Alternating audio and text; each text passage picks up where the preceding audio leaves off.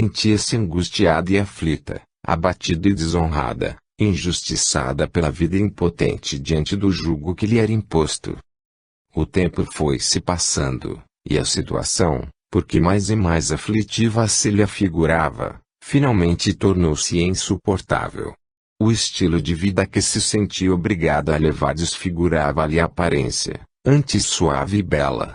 As marcas dos tormentos íntimos e daqueles outros sofrimentos a que se submetia, de natureza física, em breve sulcaram sua face, deixando-lhe registrados no corpo e na alma vínculos profundos. Seu corpo já não atraía mais os interesses dos mercadores de corpos, exploradores de almas. O companheiro ao qual ela jurara fidelidade eterna fora ele mesmo o artífice de sua desgraça. Ela se transformara num fantasma de mulher. A lei de Moisés, que regia as relações sociais da Judéia daqueles tempos, prescrevia penas graves para as mulheres que fossem surpreendidas em flagrante de adultério. Além disso, a mesma lei, imperfeita, liberava o homem dos compromissos assumidos no matrimônio caso a sua companheira fosse flagrada em tal postura equivocada. Baseado nessa realidade legalista, tão comum àquela época, arquitetou-se o plano para que a angustiada mulher fosse exposta à vergonha, já que não se prestava mais aos objetivos inescrupulosos do homem que a desposara. O calendário sinalizava o final das festas dos tabernáculos, também chamadas de festas das tendas. Por esse motivo, Jerusalém regurgitava de gente. Era, portanto, o momento ideal para expor a mulher à vergonha e aos rigores da lei. Também naqueles dias algo mais ocorria, que talvez pudesse contribuir para a desdita da mulher. É que, segundo comentavam muitos, o Messias Nazareno estava, com seus discípulos, presente na capital espiritual da Judéia. Escribas e fariseus, sacerdotes e oficiais romanos se reuniam naquele dia na tentativa de obstruir os planos do Messias e mestre dos desvalidos. Expor a mulher duplamente, aos rigores dos sacerdotes e ao julgamento do pretenso Messias, talvez fosse a situação ideal que aquele homem esperava para, ao mesmo tempo, se ver livre do compromisso do casamento e cair nas graças dos fariseus. A mulher foi arrastada entre a multidão, segurada pelos cabelos por aquele que aprendera a amar. Adúltera, gritavam e esbravejavam todos, ameaçando a infeliz com tamanha ferocidade que a obrigava à exposição pública sem o direito de responder às acusações. Jogada aos pés do mestre, ante o olhar irônico dos escribas e fariseus, a mulher infeliz sentia que o fim estava próximo. Em casos como esse, a lei determinava que a adúltera fosse lapidada, isto é, apedrejada até que o dilaceramento da pele lhe causasse a morte. A fúria da multidão e a arrogância dos escribas, fariseus e sacerdotes faziam com que aquela alma estremecesse, agitada intimamente, verdadeiramente desesperada ante a perspectiva de sofrimento tão hediondo. Foi nesse exato instante que um dos intérpretes da lei, com o objetivo de testar a fidelidade de Jesus ao que escrevera Moisés, decidiu expor o Nazareno à multidão. Determina a lei que toda mulher flagrada em adultério deve ser apedrejada. E tu, que se diz mestre, o que recomendas? A artimanha dos adversários de Jesus atingira o ápice. Caso o mestre liberasse a mulher, estaria frontalmente contra a lei de Moisés e, assim, seria-lhe a vítima da multidão. No entanto, se posicionasse a favor da lei, permitindo que a mulher fosse apedrejada, entraria em profunda contradição com seus próprios ensinamentos, os quais recomendavam perdão. Seus adversários esperavam que nesse momento ele fraquejasse de uma forma ou de outra, e, então, seriam eles vitoriosos contra a causa do Evangelho. Conhecendo-lhes a intimidade dos pensamentos, Jesus curva-se diante da mulher. Ensaia escrever, na poeira da rua, algumas palavras. Novamente, um dos adversários incita-lhe. E tu, mestre, enfatiza o título com ironia e o que dizes? Levantando o olhar, que cruza com os olhos da mulher, ele declara, Aquele entre vós que estiver sem pecado, que atire a primeira pedra. Curvado, ele prossegue escrevendo no chão. Um a um, escribas e fariseus se aproximam para ler o que ele escrevia. Ali, grafada na poeira, estava escrita a lista de erros pessoais daqueles que queriam apedrejar a mulher. Lentamente, a multidão dispersou-se. Sacerdotes, fariseus, escribas e também o homem, trespassado, agora, pelo remorso se afastaram paulatinamente. Em instantes, permaneciam apenas Jesus e a mulher. Esta ergue-se o olhar lentamente, cheio de lágrimas, enfrentando, com as últimas reservas da alma, o olhar do Mestre. O medo estava estampado em sua face. Onde estão aqueles que te condenavam? Eles se foram, Senhor, balbuciou a infeliz criatura, que se sentia assim, como se fosse a última filha de Eva. Após a troca de olhares, o encontro com o divino, a mulher pressente que jamais será a mesma. Eu não te condeno, falou Jesus. Senhor, esboçou a mulher, deixando-se derreter em lágrimas. Eu não queria, não te expliques, mulher. Não há por que te explicares. A-te é dada a oportunidade de reconstrução, de amar e de prosseguir. Mas, Senhor, não te desgastes, minha filha, o Mestre se adianta novamente. Vá, aprende com a vida a lição divina e reconstrói tuas experiências e esperanças sob o signo do amor imortal. Não existe erro que se justifique, mas também não há mal para o qual não haja reparação. Ama com as forças que lhe restam na alma, e ninguém te condenará. Aquele momento ficou para sempre registrado na luz eterna. Um marco na trajetória de uma alma, um farol para os futuros seguidores da Boa Nova. O tempo se passou sobre aqueles eventos, e eis que, anos depois, em uma cidade distante da Grécia, uma casa se ergue. Uma choupana no caminho, administrada por uma mulher transformada e renovada pelo amor. Ali, sob sua tutela, os viajores encontravam repouso para sua jornada difícil. Crianças eram amparadas e velhos socorridos em nome do amor. À noite, reunidos em torno da Madonna que os tutelava, ouviam a história de um grande amor, embevecidos, recebiam o néctar do Evangelho e entendiam a proposta do Mestre, expressa na história daquela que foi imortalizada nas páginas do Evangelho como uma alma equivocada, mas ressurreta pelo amor, que tudo envolve e abençoa. Eis que o tempo, divino professor, reserva surpresas aos apreciadores dos caminhos humanos. Certo dia, o sol ainda brilhando no horizonte, quando caía a tarde naquelas paragens gregas, mas uma alma errante bate à porta daquela que se tornara mãe de quantos necessitados a procuravam. Confiante nas possibilidades que o alto encaminha aquele que tem coração e põe seu amor e seus recursos a serviço do próximo, a Madonna, ora marcada pelo brilho que o Mestre deixara em seus olhos, recebe a entrada mais aquele viajor. Os sulcos em sua face, adquiridos outrora, eram agora as marcas do Cristo. A paz seja contigo. A mulher saúda aquele homem encolhido que se apresentava no caminho. Travestido pela lepra, o homem agonizava em seus últimos tempos, no limiar de suas forças, e mais parecia arrastar-se do que caminhar. Cada passo e cada movimento lhe eram penosos. Cabeça baixa pela corcunda e pelo esforço que o deslocamento até aquele abrigo lhe havia exigido, ele finalmente ergueu os olhos na direção daquela voz que o recebia. Balbucia palavras de difícil compreensão e é imediatamente acolhido pela generosa senhora. Em seus últimos dias, o homem infeliz, deprimido e corroído pelo arrependimento, lamentava-se com aquela que lhe fazia companhia no leito de morte. Palavras saíam com esforço de sua boca e relatavam a história de uma mulher que esse homem possuíra um dia, a qual não soubera estimar.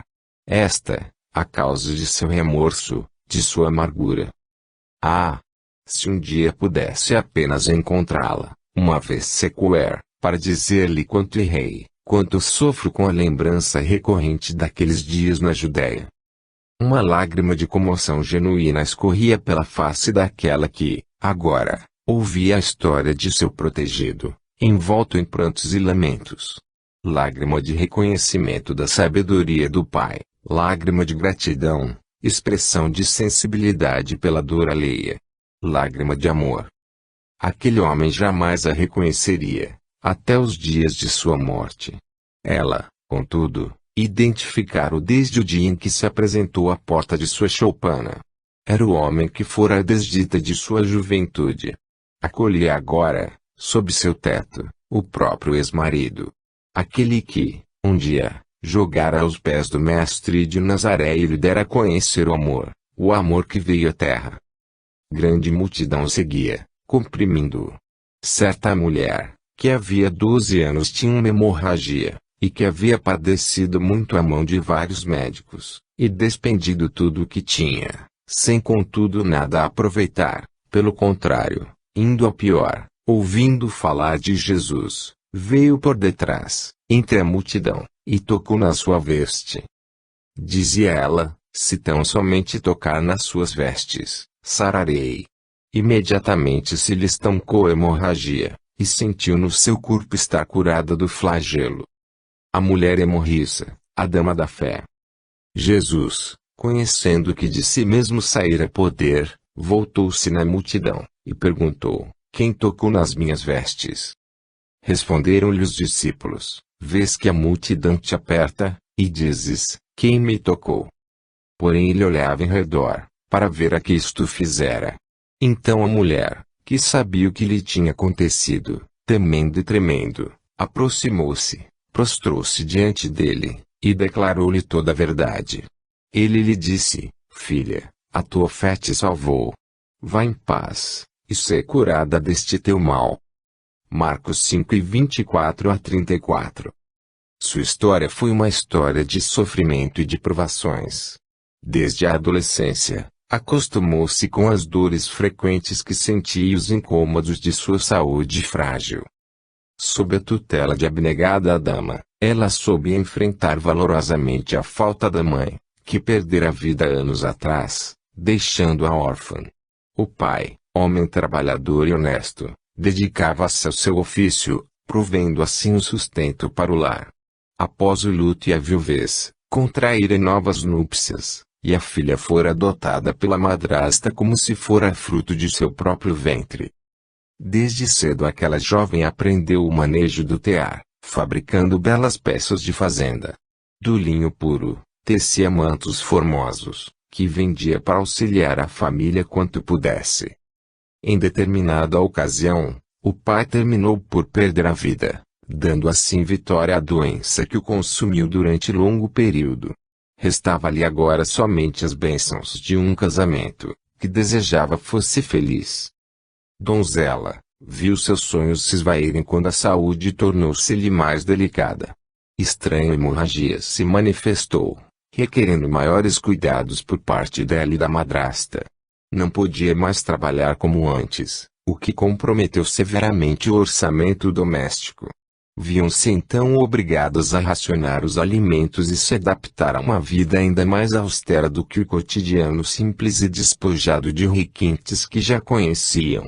Os tempos eram difíceis, e a falta de uma presença masculina, paternal, tornava as coisas bastante delicadas, em especial na sociedade machista e patriarcal em que viviam.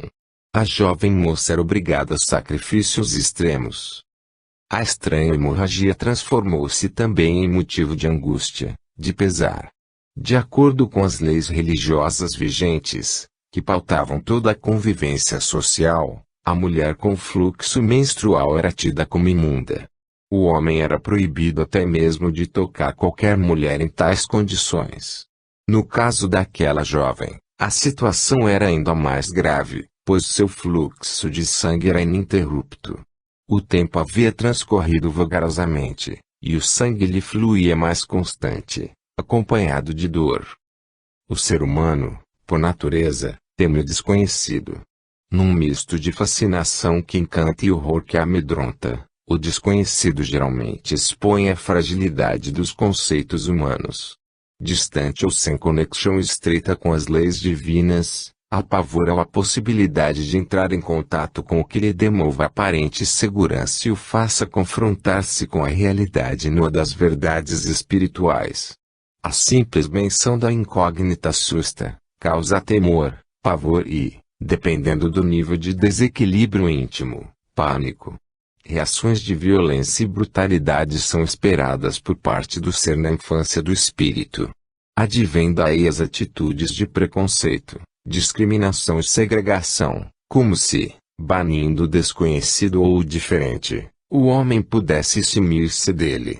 Vítimas das mais diversas enfermidades físicas ou psíquicas, nas mais variadas épocas e culturas, experimentaram a rejeição e o repúdio social e enfrentaram a reclusão em inúmeras circunstâncias. Por interferência de amigos, a jovem hemorroíça procurou por longo tempo os facultativos da época, não logrando resultados. Médicos foram consultados, porém a ciência ou a sabedoria de seu tempo não detinha condições de solucionar esse mal. Andou a companheira desafortunada por várias cidades e vilas. Se houvesse informação da presença de algum médico ou curandeiro aqui ou ali, onde quer que fosse, lá estava a jovem. Tudo em vão.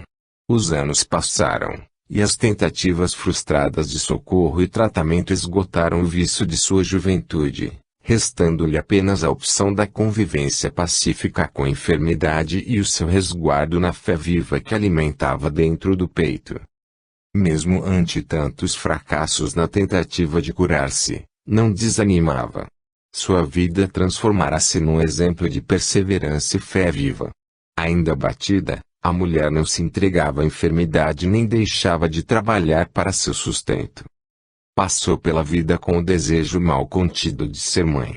Seus sonhos de menina moça e, agora, de mulher não poderiam ainda ser realizados. A hemorragia persistia por longos anos, como a esgotar-lhe lentamente as forças vitais, provando-lhe a resistência espiritual. Diante da provação dolorosa, respondia como podia com a sua dedicação ao trabalho e, agora, com o cuidado extremado com a sua segunda mãe, para a qual soavam os lamentos próprios do inverno da existência. Não desistiria jamais. Lutaria quanto pudesse, faria a sua parte. Embora por tantos e longos anos não encontrasse cura através da medicina humana, alimentava a ideia de que Deus colocaria diante dela o facultativo de que necessitasse para debelar o seu mal. O exemplo é de persistência, de perseverança, de esperança. Quando muitos se entregavam ao desespero e ao desânimo, diante das moléstias consideradas incuráveis, ela, mesmo ciente das dificuldades da época, insistia na procura pela solução para os seus males. Desejava ardentemente a superação de si mesma e de seus próprios limites. Não se entregou à depressão ou ao azedume. Trabalhou. Talvez, desconhecedor ainda de certas leis da vida, da reencarnação, não atinava com a origem distante de seus males. Quem sabe num passado distante não atentara contra a vida própria ou alheia, na tentativa de aborto ou no desprezo pela vida. São tantas as possibilidades que não convém, na hora da dor, procurar pelos motivos do mal. Isso só trará mais contrariedades. O certo é que esta mulher valorosa transformou sua vida num exemplo dignificante de trabalho e de fé no futuro. O processo que desencadeou a sua enfermidade, no passado longínquo, perdia importância diante de sua fé num futuro em que sua alma brilharia, graças à fé viva que trazia consigo. Foi assim que 12 anos se passaram, e aquela sombra de mulher arrastava-se pelas ruas de sua cidade, na qual ficou conhecida como a Dama da Fé. Ouvira falar de um certo Jesus da Galileia, filho de José, e que ele, o Galileu, era um profeta, um enviado de Deus. O ânimo aumentou-lhe, e a fé, de uma simples chama bruxulhante, transformou-se numa claridade morredora, ante as novas perspectivas do que se abriam diante da existência. Já não tinha força da mocidade, e a fraqueza generalizada dominava seu organismo físico, minando-lhe as derradeiras reservas de vitalidade. Um dos médicos consultados não aconselhava maiores esforços, pois, segundo o conhecimento que detinham, não lhe restava muito tempo de vida. Como enfrentar a estranha situação? E esse Jesus do qual tanto falavam? Será que não estará nele sua esperança de melhores dias? Orou fervorosamente ao Deus de seu país. Confiava que, talvez, somente de ouvir as palavras do Rabi encontraria forças para suportar o momento crítico que se avizinhava. Já estava quase desfalecendo. No entanto, à medida que o corpo fragilizava-se, aumentava-lhe a confiança no futuro e a certeza de que fios invisíveis a conduziam, orientando seu destino. Andava pensativa pelas ruas quando ouviu um murmúrio que aumentava lentamente. Ao longe avistou uma multidão que se aproximava. O coração palpitava, e parecia que estranha emoção a dominava. Era tarde. A tarde da história sofrida da humanidade. A dor muitas vezes atua como grande impulso à evolução dos seres. Desejando a felicidade plena, o homem empreende recursos e luta para debelar a dor, alargando os horizontes da consciência. Aproximava-se cada vez mais a multidão que envolvia o Rabi por todos os lados. Num ímpeto de fé, a mulher arroja-se em meio ao povo, tentando abrir passagem para atingir o mestre. Seu caminho é obstruído, no entanto, pela gente que procurava beneficiar-se com a presença de Jesus. Não conseguia romper o cerco de pessoas que acompanhavam o Senhor. Sua fé, porém, alcançava forças desconhecidas pela multidão. O coração daquele que crê caminha bem mais longe que os seus pés. Novo impulso empreende a mulher hemorroíça rumo a seu objetivo. Não sou merecedora de seu olhar. Pensava ela. Contudo, sei que dele emana poder, força curadora. Neste momento a aura do mestre expande-se, e seu pensamento entra em sintonia com o pensamento da mulher enferma. Ele continua seus passos sem ignorar as necessidades. Ela aproxima-se cansada, aflita, cheia de esperanças e movida por intensa fé. Num dado momento, a multidão dá-lhe passagem, e ela tenta a todo custo chegar até o profeta Galileu. Apenas um minuto a separa de seu objetivo. A hemorragia, neste exato instante, parecia aumentar em intensidade, esvaindo-se em sangue. Ela se lança em direção ao mestre, ajuntando todo o resto das forças que possuía num esforço hercúleo. Consegue apenas tocar-lhe as vestes. É o suficiente. Imediatamente a virtude do Senhor é canalizada até ela, e uma onda de vitalidade percorre-lhe o ser. O magnetismo divino reestrutura órgãos e células e reequilibra corpo e a alma da atormentada criatura. Ela para por um momento, pensativa. Apenas por um momento. Volta para dentro de si e faz silêncio em sua alma. O mestre, detendo seus passos, confabula com os seguidores mais próximos. Sinto que alguém me tocou. Mas, Senhor, são tantos os que o tocam em meio a esta multidão, respondem os discípulos, sem compreender as palavras do mestre. Sim, mas alguém tocou-me de modo especial. Sinto que de mim saiu virtude. Jesus, voltando-se para a mulher, dirige a ela seu olhar. Neste momento parece haver-se realizado o casamento do céu com a terra. Ninguém resiste ao doce e meigo olhar de Jesus. Naquele olhar, o Nazareno devassa-lhe a alma e esquadrinha-lhe o coração. É hora da verdade. A verdade que jamais poderia ser declarada, em vez disso, vivida.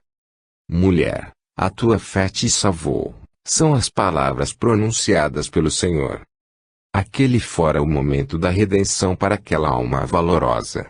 Sua vida ilibada, sua fé ardorosa e sua conformação com a vontade do Eterno a fazia merecedora das bênçãos divinas. Onde a medicina humana falhara, porque limitada, manifestava todo o seu poder a ciência divina, e o embaixador das estrelas, o divino médico das almas, mostrava-se soberano aos problemas humanos. A hemorragia cedera ante a atuação do amor. A prova da mulher cessara, e ali, no encontro com Jesus, Iniciara uma nova etapa para aquela alma que provara sua fé, cheia de esperança, na fonte divina de todo o bem. Era a vitória da luz. O tempo escoou-se vagarosamente. O cenário agora era uma pequena cidade, uma aldeia dos samaritanos. Via-se de longe um burburinho, algumas pessoas que envolviam uma figura singela de uma Madonna. O lugar, um pequeno albergue erguido à beira de um riacho, com pequeno campo de flores que vicejavam formosas, como expressão da bondade soberana. A mulher valorosa fundara um abrigo que amparasse os órfãos de qualquer procedência. Em nome do amor, ela ministrava os conceitos de vida e luz para aquelas almas em provação. O encontro com Jesus, anos antes, transformara sua vida de tal maneira que a força do amor contida em seu ser explodiu em obras de caridade e benemerência, por onde quer que passasse. Ninguém permanece o mesmo depois de encontrar-se com Jesus.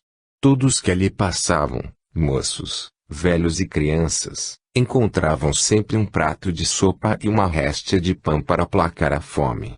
Ensinando as donzelas a manejar o tear, provia recursos para a manutenção do lar dos necessitados. Ali, à sombra de formosa árvore, ouviam da boca da nobre senhora a velha e feliz história de um homem chamado Jesus. Persistência.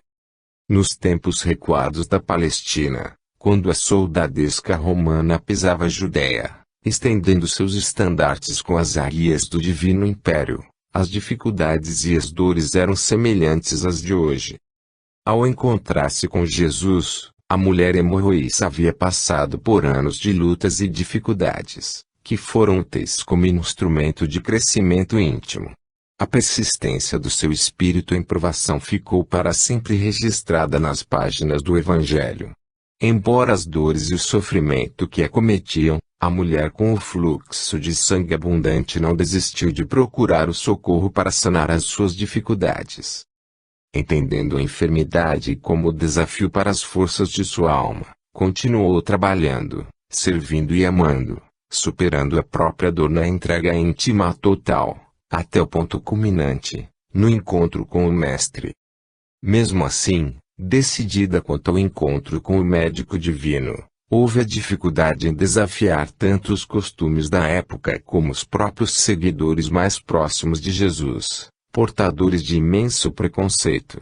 Arrojando-se aos pés do Mestre com o último fôlego que lhe restava na alma combalida, movimenta por si mesmo os recursos terapêuticos à disposição do universo. O empenho, a coragem de prosseguir e a persistência na busca da cura formaram a fortaleza que a preparou para o futuro, quando abraçaria um trabalho que marcaria por anos a história de muitos de sua época. Vidas como a desta mulher, inspiradas pelos valores do espírito, foram imortalizadas a fim de atuarem como exemplo para a posteridade, de tal forma que, diante dos obstáculos e desafios, continuemos, nós mesmos, na certeza da vitória. A mulher samaritana, o cântaro vazio. Estava ali a fonte de Jacó, e Jesus, cansado da viagem, assentou-se junto à fonte. Era quase a hora sexta. Vindo uma mulher samaritana tirar água, Jesus lhe disse: "Dá-me de beber." Seus discípulos tinham ido à cidade comprar comida. Disse-lhe a mulher samaritana: "Como, sendo tu judeu, me pedes de beber a mim, que sou mulher samaritana? Pois os judeus não se dão com os samaritanos." Respondeu-lhe Jesus: "Se conhecerás o dom de Deus, e quem é o que te pede, dá-me de beber, tu lhe pedirias, e ele te daria água viva." Disse-lhe a mulher: "Senhor, tu não tens com que tirá-la, e o poço é fundo. Onde tens a água viva?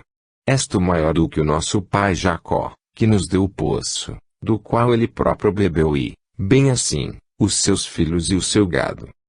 Respondeu Jesus: "Todo aquele que beber desta água tornará a ter sede, mas aquele que beber da água que eu lhe der nunca mais terá sede. Deveras, a água que eu lhe der se fará nele uma fonte de água que jorre para a vida eterna." Disse-lhe a mulher: "Senhor, dá-me dessa água para que eu não mais tenha sede, nem precise vir aqui tirá-la." Disse-lhe Jesus: Vai, chama o teu marido, e vem cá. Respondeu ela: Não tenho marido. Disse-lhe Jesus: Tens razão em dizer que não tens marido, pois já tiveste 5 maridos, e o que agora tens não é teu marido. Isto disseste com verdade. Disse-lhe a mulher: Senhor, vejo que és profeta.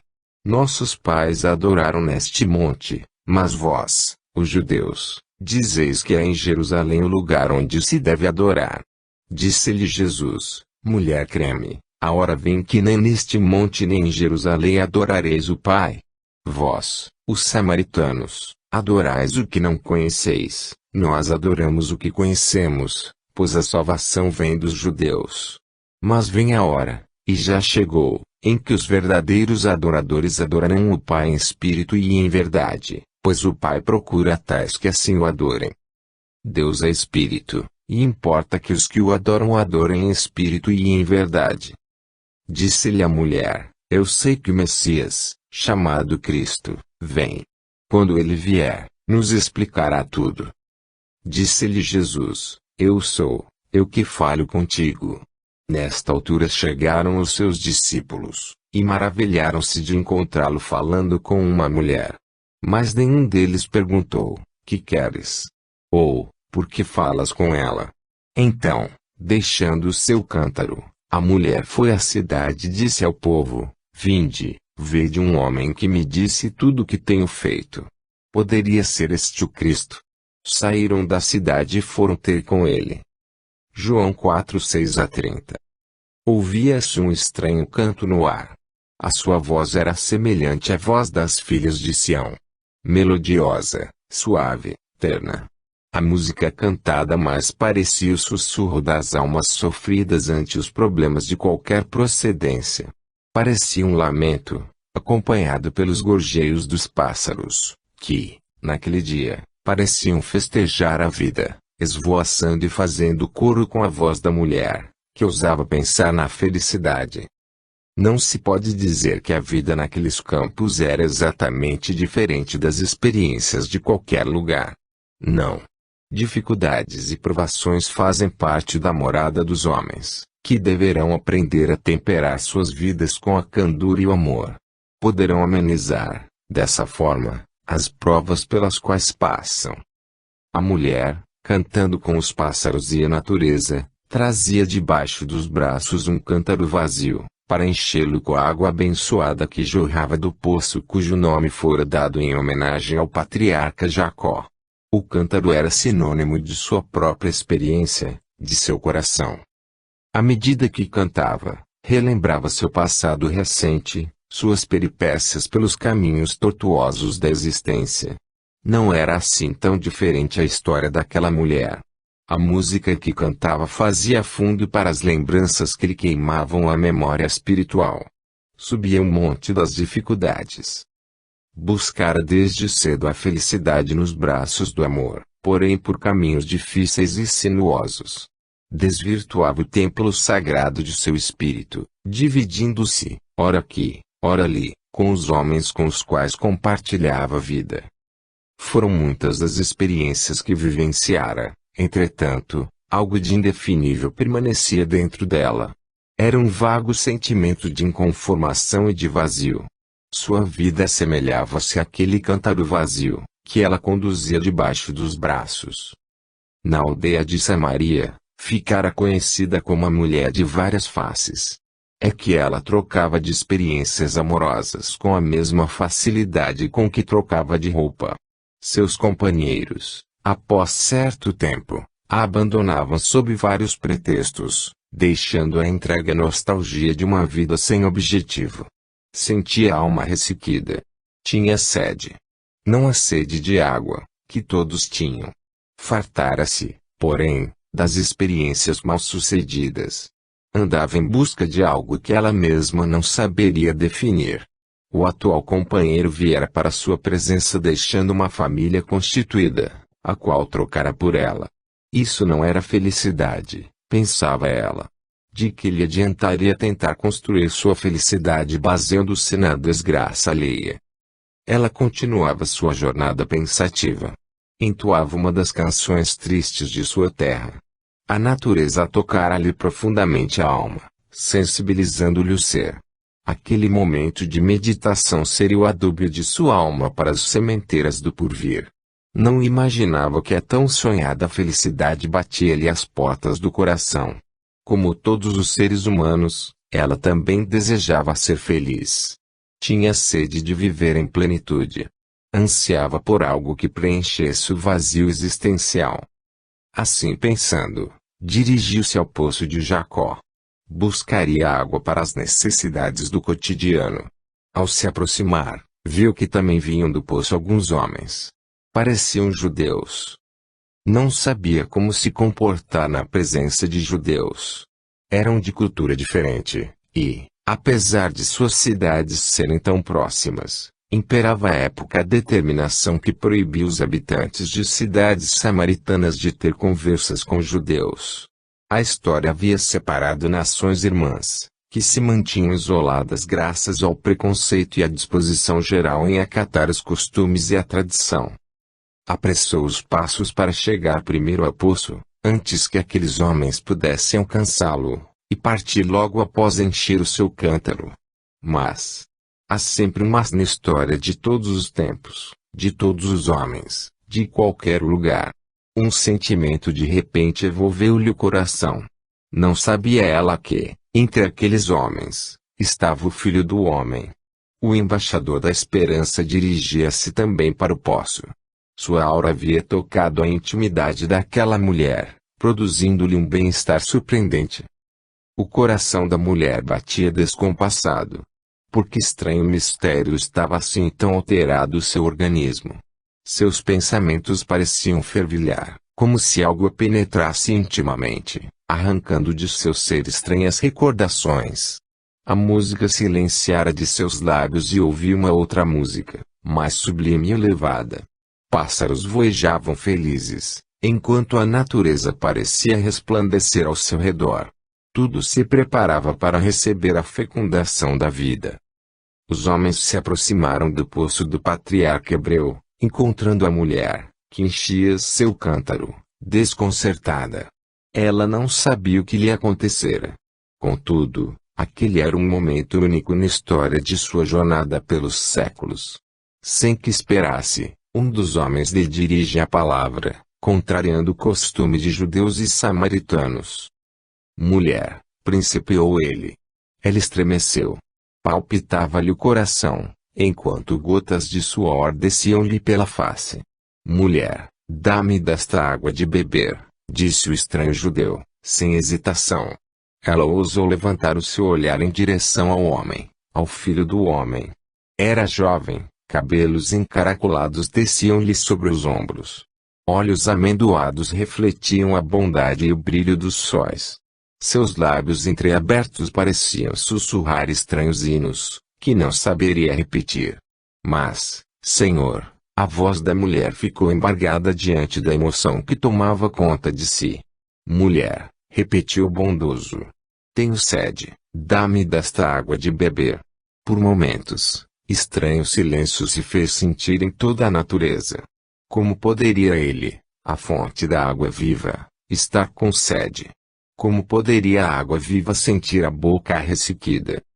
Mulher, dá-me desta água de beber.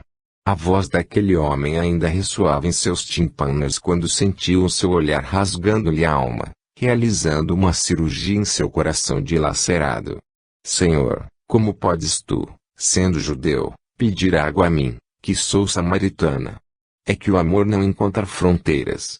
As posições, títulos, hierarquias e nacionalidades perdem importância diante da figura do amor. Ah! Mulher, mulher! Quem dera tu me conhecesses. Era o divino em busca do humano. Se o homem conhecesse o amor, por certo não estaria perdido em meio às sinuosidades do caminho. Sua alma encontraria a sociedade. Se tu me conhecesses, tu mesmo é que me pedirias, e eu lhe daria uma água que, se a tomasses, jamais terias sede novamente. Senhor, balbuciou a mulher. Dá-me então dessa água divina. Na verdade, Na verdade te digo que aquele que bebe da água que eu lhe der, de seu interior arrebentarão rios de água viva, e jamais terá sede.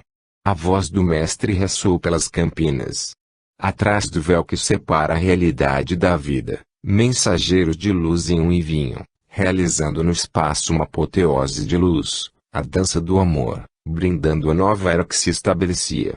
Sem barreiras, sem sacerdotes nem templos de pedra, a nova religião do amor era estabelecida no templo do coração, tendo por altar a própria natureza, que em festa recebia as vibrações da voz do Rabi, o Verbo de Deus.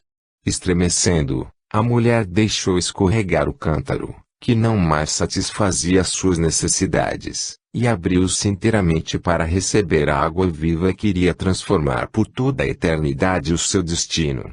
A grandeza e a solenidade daquela hora só podem ser compreendidas por quem a viveu. Impossível ao vocabulário humano descrever as cenas de beleza imortal que se passaram no cenário das terras do Jordão, de Cafarnaum, de Betsaida, de Samaria ou de Judá. Ante a presença do amor, a mulher de Samaria viu-se vencida. Quedou seu espírito ante as torrentes de água viva que eram derramadas em sua alma, e, a partir daquele momento, a humanidade pôde conhecer a força viva da fé, que, através daquela mulher, irradiou-se no mundo, primeiramente entre os samaritanos e, mais tarde, naquela mesma vida e em outras tantas vidas, foi o seu exemplo sublime que tocou corações de muitos povos, porque imortalizado nas páginas sublimes do Evangelho do Senhor. Heroína da fé e da virtude, após o encontro com o Mestre arregimentou forças e distribuiu o seu coração em doação plena de amor, num hino de exaltação à fonte fecunda e infinita do amor de Jesus. A inclusão. Ante as transformações pelas quais o mundo deveria passar, as palavras de Jesus, há 2000 anos, nas passagens da Judéia, representam um marco e um incentivo ao progresso humano. A mensagem inserida na história da mulher samaritana é o apelo à inclusão. Vítima de discriminação religiosa e social, segregada pelos donos da religião e os nacionalistas de sua época, representantes do poder temporal, a mulher de Samaria viveu momentos interessantes, decisivos e importantes para todos nós que buscamos em sua experiência inspiração para as experiências que vivenciamos. O preconceito gerou a segregação, o gueto, a dificuldade de integração. Samaria trazia na história o retrato de uma época. Não havia sequer um ponto em comum entre os costumes sociais samaritanos e judaicos. O retrato da anarquia era o mais próximo que o judeu conseguia esboçar a respeito de seus irmãos samaritanos. Foram os samaritanos rejeitados, expulsos da convivência social com seus irmãos de genealogia, os judeus, mas ambos os povos ainda assim guardavam a fé num mesmo Deus e Senhor.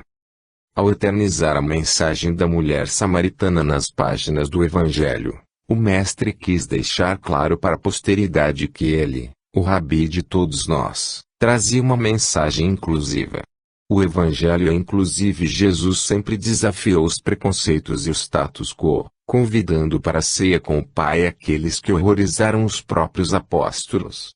Da mulher samaritana ao indenizado gadareno, de Maria de Magdala a Zaqueu, o publicano, Jesus sempre se confraternizou com os marginalizados da sociedade judaica.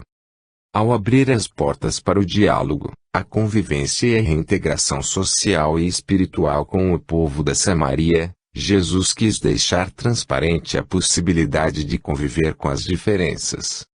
Não havia na época, quanto não há hoje, a necessidade de diferenciar, separar ou rejeitar aqueles que pensam, agem ou têm algum comportamento diferente do nosso. A mensagem de inclusão é de uma clareza diamantífera. Não há como segregar, não há como exaltar as diferenças, muitas vezes criadas e mantidas pela ignorância das leis da natureza. Jesus, de forma sábia, já lançava as bases claras e imorredoras da política divina. Já, há 2000 anos, era tempo de inclusão. A mulher samaritana, símbolo da reintegração e da promoção de valores humanos acima das diferenças, ainda hoje, no século XXI, permanece extremamente atual e emerge das páginas do Evangelho como apelo aos modernos seguidores de Jesus. No sexto mês foi um anjo Gabriel enviado por Deus a uma cidade da Galiléia, chamada Nazaré, a uma virgem desposada com um homem, cujo nome era José, da casa de Davi. O nome da virgem era Maria. Entrando o anjo aonde ela estava, disse: E salve, agraciada! O Senhor é contigo. Bendita és tu entre as mulheres. Porém, ela se perturbou muito com essas palavras, e considerava que saudação seria essa. Disse então o anjo: Maria, não temas, achaste graça diante de Deus. Conceberás e darás à luz um filho, e pôr-lhe-ás o nome de Jesus. Este será grande, e será chamado Filho do Altíssimo. O Senhor Deus lhe dará o trono de Davi, seu pai. Maria de Nazaré. Ele reinará eternamente sobre a casa de Jacó, e o seu reinado não terá fim. Disse Maria ao anjo: Como se fará isto, visto que não tenho relação com homem algum? Respondeu-lhe o anjo: Descerá sobre ti o Espírito Santo, e o poder do Altíssimo te cobrirá com a sua sombra. Por isso, o ente santo que de ti há de nascer, será chamado Filho de Deus. Até Isabel, tua prima, concebeu um filho em sua velhice, sendo este o sexto mês para aquela que era considerada estéril. Pois para Deus nada é impossível. Disse, então, Maria: Eu sou a serva do Senhor. Cumpra-se em mim segundo a tua palavra. Lucas 1:26-38. Ao ouvir Isabel a saudação de Maria, a criancinha saltou no seu ventre, e Isabel foi cheia do Espírito Santo. Exclamou ela em alta voz: Bendita és tu entre as mulheres, e bendito o fruto do teu ventre. De onde me provém que me venha visitar a mãe do meu Senhor? Disse Maria: A minha alma engrandece ao Senhor, e o meu espírito se alegra em Deus meu Salvador, pois olhou para a humildade da sua serva. Desde agora todas as gerações me chamarão bem-aventurada, pois grandes coisas me fez o poderoso. Lucas 1:41-43,46-49. Ela era uma estrela. Talvez uma estrela perdida nas constelações do firmamento.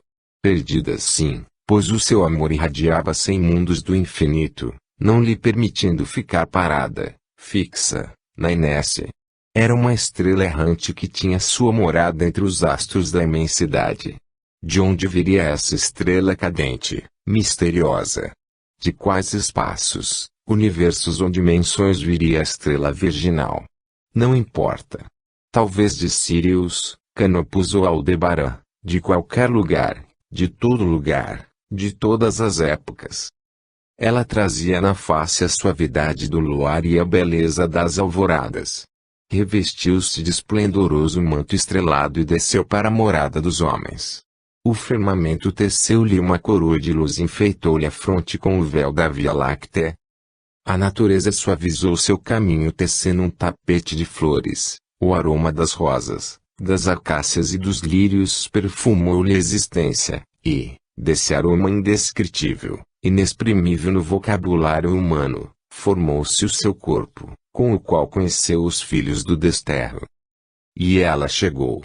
Embalada no canto dos rouxinóis, suas palavras lembravam o cantar das rolas e o trinar dos pardais. A estrela assumiu morada no coração da humanidade. Em Maria. Simplesmente, Maria. Sua vida transformou-se em símbolo de ternura e esperança para os deserdados. Seus pés caminharam sobre os espinhos das roseiras e sangraram no contato com os caminhos tortuosos e difíceis dos filhos da terra. Deixou sua marca, indelével, nas vidas das mulheres de todas as origens, de todos os povos. Em sua pessoa, a mulher alcançou as estrelas e, através de sua santíssima maternidade, divinizou a expressão de mãe. Amparada pelos rouxinóis e pássaros canouros, rasgou a sombra da amargura e teceu o manto alvipulcro da via dolorosa de todas as mães da terra. Estrela, Apagou-se entre as sombras e a escuridão das vidas sofridas, a fim de que o homem não se sentisse humilhado ante a grandeza de sua alma.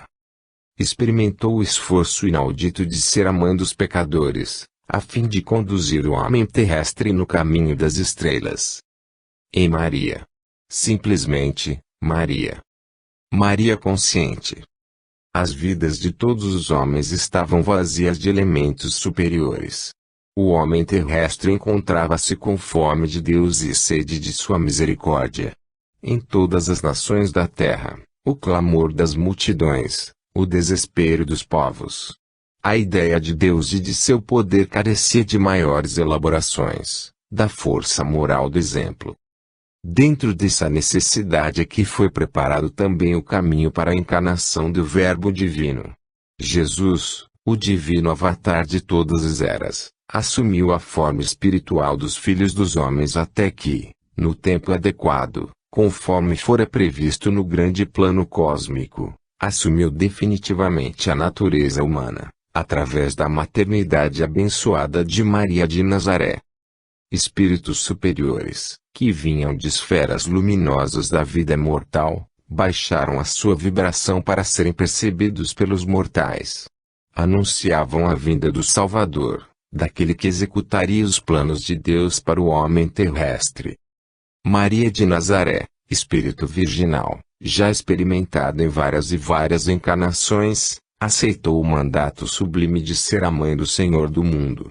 Espírito milenar, que desenvolveu o sentimento e a ternura em grau superlativo, assumiu a condição de mãe do Senhor a fim de preparar-lhe os passos em sua missão de amor. Não foi escolhida qualquer mulher ou qualquer espírito para recepcionar o Salvador. Maria de Nazaré, assim como José, foram os eleitos do Senhor devido às experiências vivenciadas ao longo dos séculos, em outros mundos. Advindos de outras constelações, seus espíritos experientes entraram em contato com as esferas da humanidade guardando consciência de sua tarefa.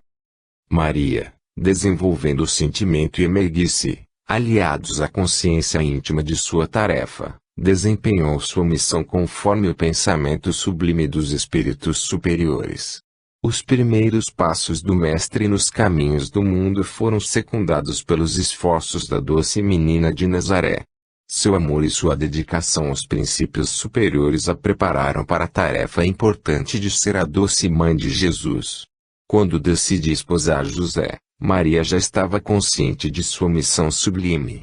Sua sensibilidade natural colocou-a constantemente em contato com as esferas invisíveis. Espíritos superiores a orientavam desde a infância, tendo em vista sua missão de amor. Entrava em contato com espíritos sublimes com a naturalidade com que falava ao povo simples de sua terra. A mediunidade era-lhe um dom natural. À noite, quando dormia, seu espírito redimido libertava-se dos limites vibratórios do corpo físico e elevava-se às alturas das dimensões espirituais. Inebriava-se nas luzes da luz do Cristo. Era orientada, naqueles momentos, quanto à natureza de sua tarefa. Gabriel, nome pelo qual ficou conhecido o elevado mentor espiritual de Maria de Nazaré, procurava envolvê-la de modo constante em suas vibrações dulcíssimas. Como mãe do Redentor do mundo, Maria desempenhou sua missão com dignidade extrema, sendo reconhecida pelos séculos afora como a bem-aventurada Mãe do Senhor. Agora, no plano imortal, o seu espírito sublime auxilia o Mestre na obra de conscientização das almas. Nenhuma decisão em relação aos destinos da terra é tomada sem o maternal parecer de Maria. De seu coração luminoso, partem os raios da misericórdia que ilumina a noite triste de espíritos sofredores do planeta. Juntamente com Jesus, sua alma alcandorada administra as manifestações de misericórdia para os corações dos homens. Logo depois, Jesus foi a uma cidade chamada Naim, e com ele iam muitos dos seus discípulos e uma grande multidão.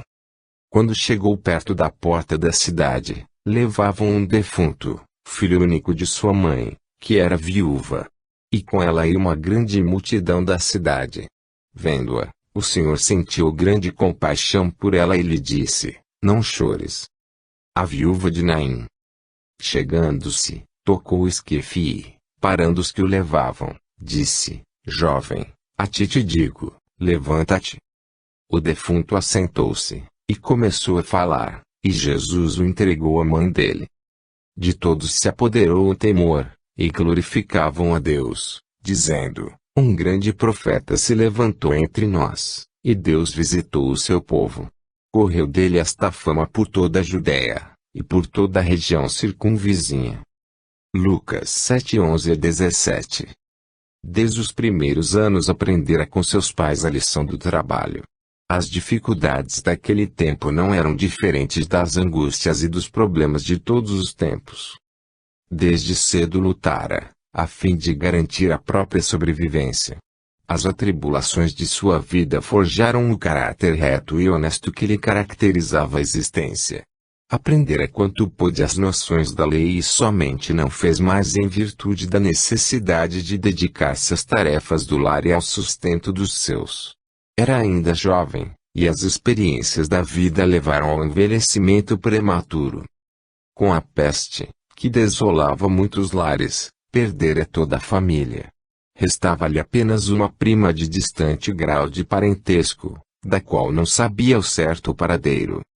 Ainda naquela época seus caminhos cruzaram os de um jovem rapaz, que a cortejara. Enamorou-se dele, e logo viriam a contrair núpcias.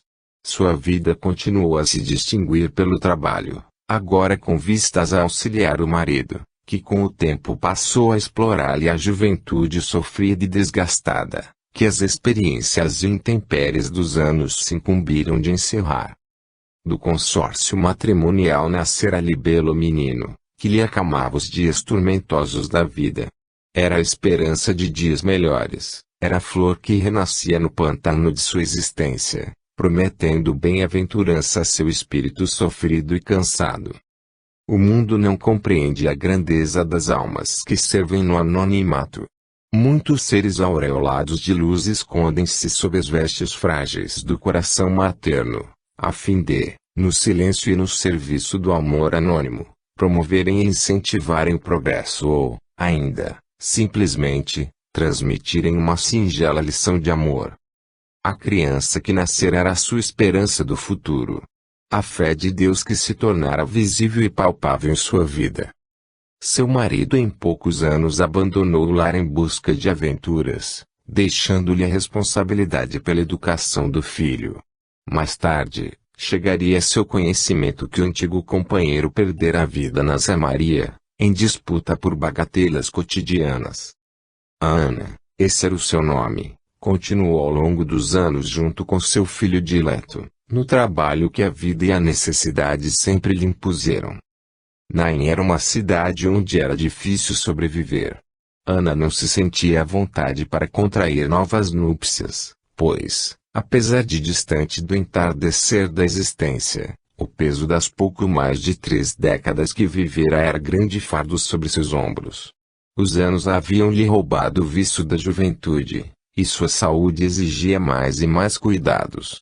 Além do mais, o querido filho foi se mostrando cada vez mais sensível, e uma doença desconhecida ameaçou-lhe a vida em diversas ocasiões. Ana trabalhava para as famílias mais abastadas, e o pouco que ganhava destinava-se a cobrir as despesas com a saúde ou com o aluguel da pequena vivenda que abrigava-se ao filho amado. As dificuldades em qualquer época são elementos preciosos na economia espiritual. Tem por objetivo desenvolver as aptidões e promover o despertar da consciência, que, de outra maneira, ficaria adormecida indefinidamente.